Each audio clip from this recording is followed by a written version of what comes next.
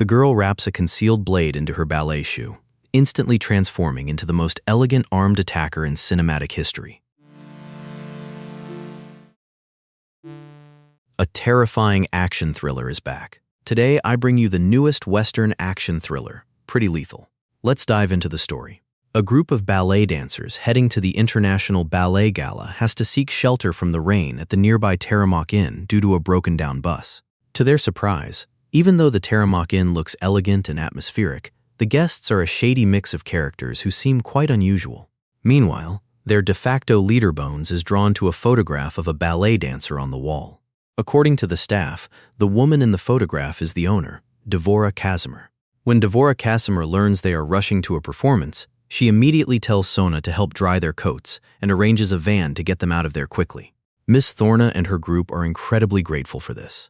But right at that moment, 3 more men walk into the Terramok Inn, and with their arrival, the ballet dancers of this fractured troupe are about to face a fierce fight for survival.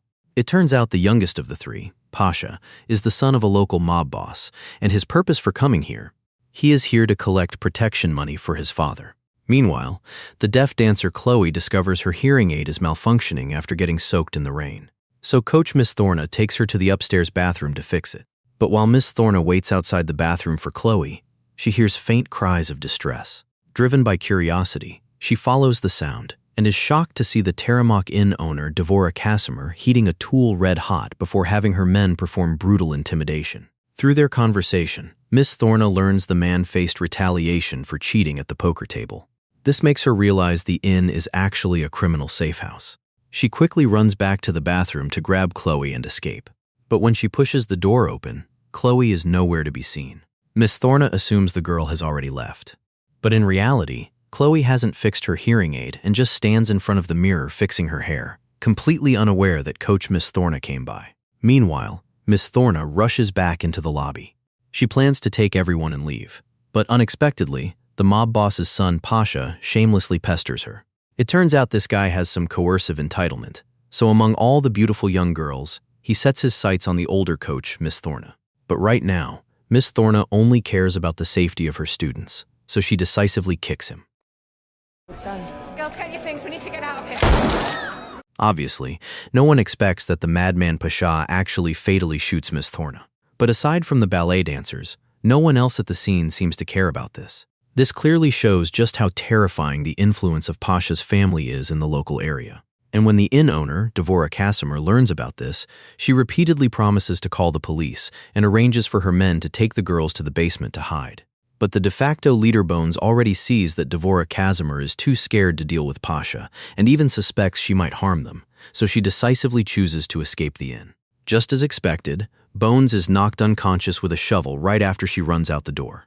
But there is one thing Bones guesses wrong, and that is Dvora Casimir is not what she imagined. She is not as loyal to Pasha and his father as one might think. Pasha's fatal incident from just now has been fully captured on camera. Dvora Casimir uses this to blackmail Pasha, demanding he never collect protection money from her again. In return, she promises to help silence the remaining girls to eliminate the witnesses. With someone else holding leverage over him, Pasha reluctantly returns the money he just collected to Dvora Casimir. While the two discuss their deal, the knocked-out Bones finally wakes up and realizes she is locked up with only her friend Grace. It is obvious that Dvora Casimir deliberately separated the girls. Right after that, Sona, who was extremely friendly just moments ago, suddenly asks Grace if anyone else knows they are here. Sensing that Sona is fishing for information, Bones quickly interrupts and claims that their school and families know their location. Unexpectedly, the deeply religious Grace refuses to lie and immediately exposes Bones, stating they have not had time to contact anyone since getting off the bus. In other words, absolutely no one knows they are hiding from the rain inside the Terramok Inn. Hearing this, Dvora Casimir realizes that even if these girls vanish from the face of the earth, no one will ever suspect her. But right at that moment, she discovers the girl Chloe having a secret rendezvous with one of her men. It turns out Chloe has been attracted to this handsome young man ever since she stepped foot into the Terramok Inn. Seeing that she still does not know the coach has been killed, Dvora Casimir does not interrupt them and even orders her man Osip to take the girl's clothes down to the basement. But the pervert Osip, after secretly sniffing the girl's clothes, carelessly tosses them into the next room and rushes over to the cell where Bones is held captive. However, his target is not Bones, but Grace. But just as he makes predatory advances on Grace, Bones, who has been faking unconsciousness, quietly removes her hairpin, sneaks up behind Osip, and strikes a vulnerable point with it. Osip cries out in pain, and just as he prepares to teach Bones a lesson, he gets kicked twice instead. As they fight, they accidentally smash through the wall and end up in the cell holding the other two girls. Immediately after, Osip lets his guard down and gets pinned to the ground by Bones, who tries to mangle his face with the hairpin.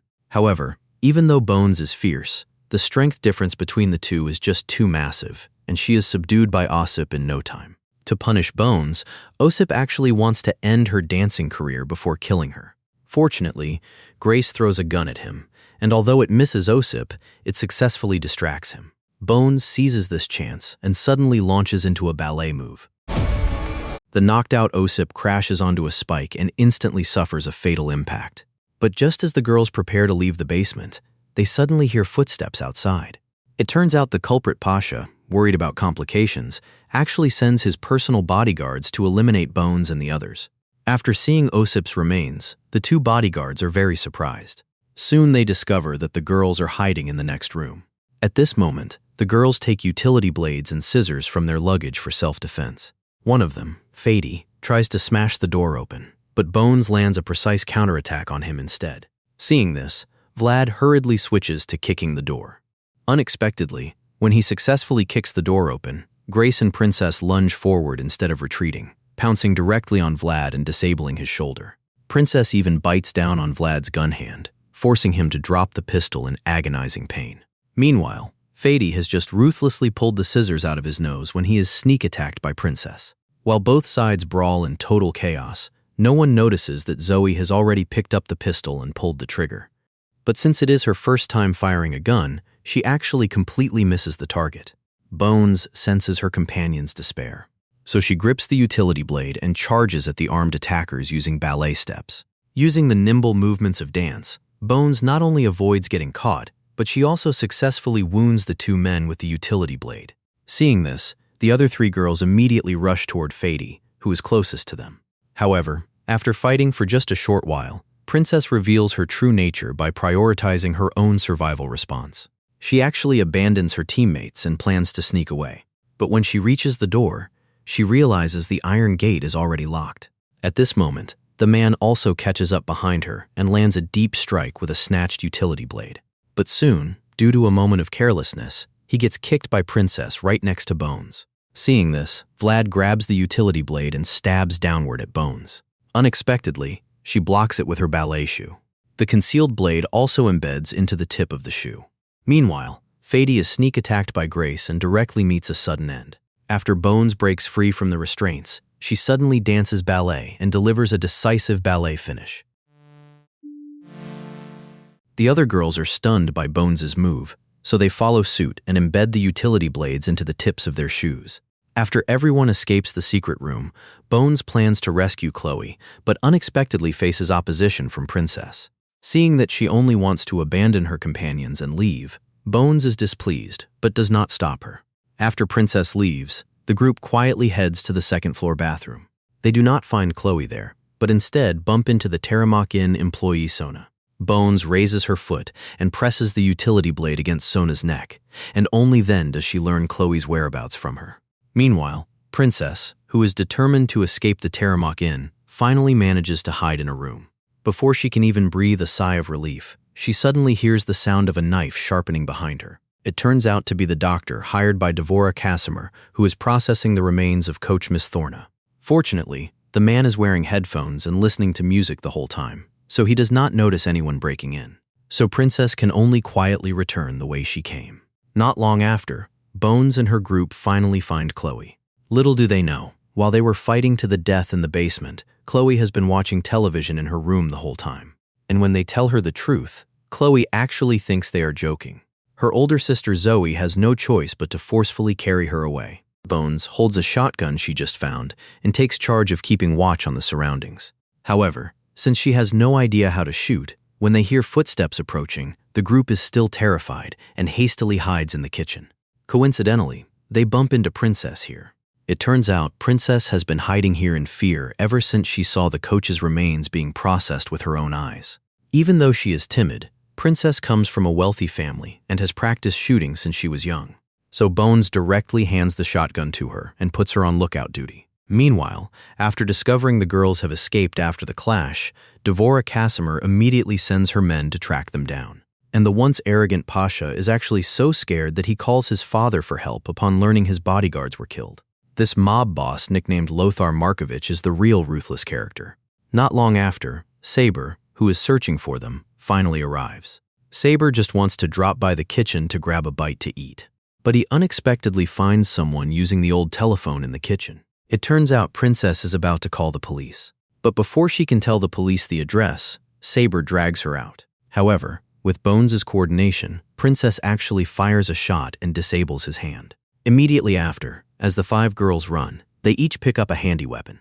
By a stroke of luck, they run back into the lobby. Seeing this, the guests in the Terramok Inn and Devora Casimir's men immediately block the inn's front door. Realizing they cannot escape, Bones and her group simply stop hiding. She detaches the concealed blade and ties it to her fingers. Then she shouts the counting cadence they use during their regular training. 6, 7, 8. The girls' actions successfully amuse the gang members in front of them. To them, Bones and her group must be scared out of their wits.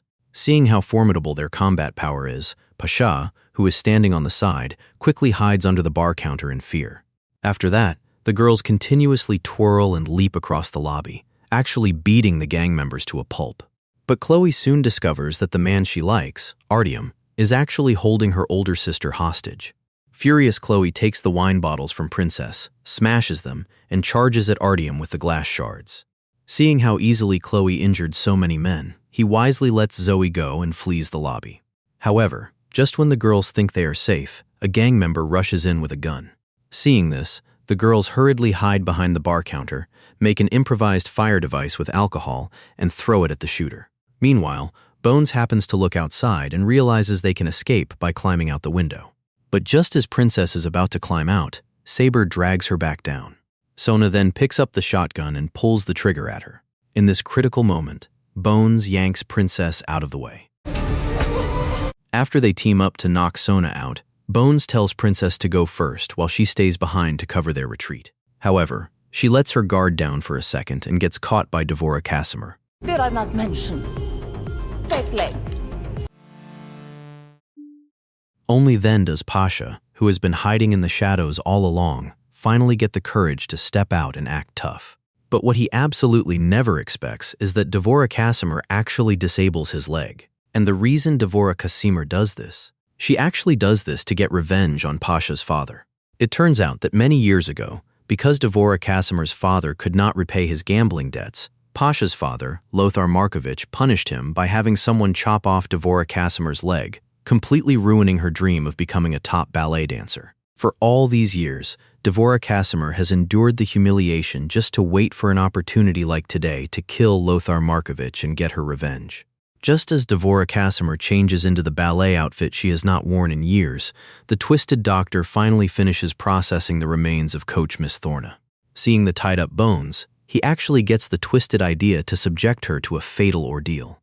The doctor then takes off Bones' shoes and socks to forcefully target her old dance injury, but unexpectedly, Bones does not let out cries of agony like he imagined. My toenails break all the time. And you know what I do? I peel them off. I put a smile on my face and I dance. Bones' incredible willpower gives the doctor an unprecedented challenge, so he immediately takes out a surgical saw, preparing to saw off one of Bones' legs. Seeing this, Bones naturally panics. However, the doctor has no intention of stopping. But the next second, no one expects that the person shooting the arrow is actually the self-preserving princess. Bones is deeply moved by her return. As the two escape, they bump into Pasha, who is also trying to flee.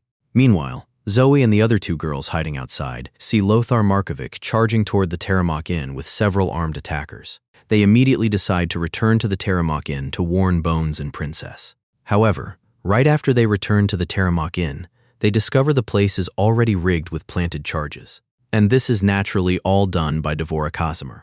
At this moment, Devora Casimir, ready for a final stand, finally appears in front of everyone. Seeing that they are all ballet dancers, Dvora Casimir softens her heart and decides to let Bones and the girls leave. But Pasha is not so lucky. When Lothar Markovich rushes in with his men, Dvora Casimir first pushes Pasha down the stairs and then lists out the crimes Lothar Markovich has committed one by one. Finally, she presses the trigger device without hesitation, and the entire Teramak Inn instantly collapses in a massive blast. By the next morning, Bones and the girls hurriedly ride the motorcycles left by the gang and head toward their performance. In the end, they drag their exhausted bodies while still wearing battle-stained and torn outfits.